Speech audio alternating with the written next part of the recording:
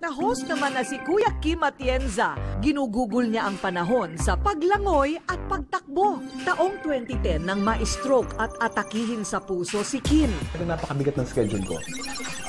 But the stroke was bound to happen. Whether mabigat ang schedule mo o hindi, stressed ka o hindi, akala ko talaga mamamatay na ako. Mabuti na lamang at naagapan. Mula nang malampasan ni Kim ang banta ng matinding karamdaman, hindi na siya nagpatumpik-tumpik. Bumalik din si Kim sa kanyang healthy lifestyle. Alas 6 ng umaga tuwing Martes at Huwebes, nagpapapawi si Kuya Kim habang iniikot niya sa pagtakbo ang buong Dasmariñas Village sa Makati.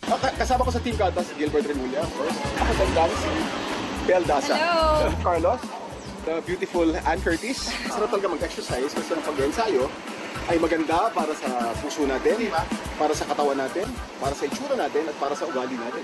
Isang oras ng pagtakbo at pagtulo ng tumatagaktak na pawis. Imbis na tubig ang inumin ni Kuya Kim, inuming kulay berde o green ang ipinakita niya sa amin. Yung barley by itself ay rich in vitamins and rich in antioxidants. Kailangan natin yan para mag-recover yung katawan natin at para hindi tayo tumanda ng mabilis. Nagustuhan niya, so yun ang ginagamit niya ngayon tuwing.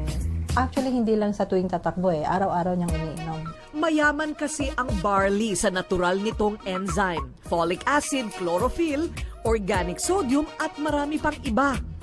Pwedeng 2 capsules o 3 capsules twice a day. Pero pag kami mga sakit na at maramihan na yung kailangan niya, yung juice powder na yung pinagagamit ko.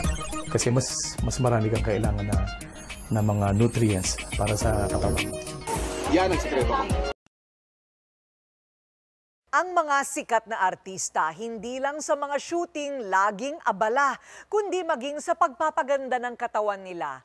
Para syempre, lagi silang magaganda at macho sa paningin ng mga fans. Nakita nyo naman ang kaseksihan ni Piolo Pascual, Daniel Matsunaga. Heto at i-reveal ang sikreto ng katawan sa katawan.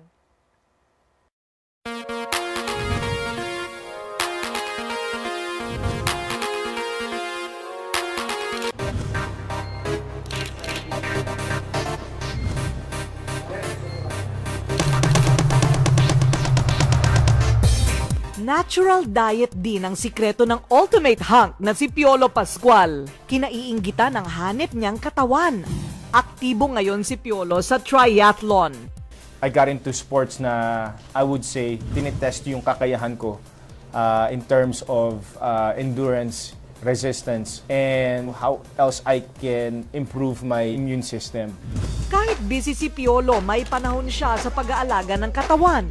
Eat the right food, you take the right vitamins, you take the right supplements. If you want to be active, it's important that you supplement it with the right ingredients. Sa kanyang diet, kasama ang barley na iniaangkat pa sa New Zealand. Ang barley actually, classified siya as food. Pag sinabing food, kumpleto siya sa macronutrients. Carbohydrates, proteins, fats, no? Or yung lipids. Plus yung mga micronutrients na enzymes, mga amino acids, vitamins, minerals. Lalakas ang kanilang immune system. Pangalawa, sa mga athletes, mabuti ito dahil magbibigay ito ng strength, ng endurance, ng stamina, para maisagawa nila kung ano man yung mga sports activities na ginagawa nila. Dapat daw tandaan na kailangan ng disiplina sa pagpapaganda ng katawan at wastong kalusugan. Nang sa gayon, ang resulta nito'y kabibiliban.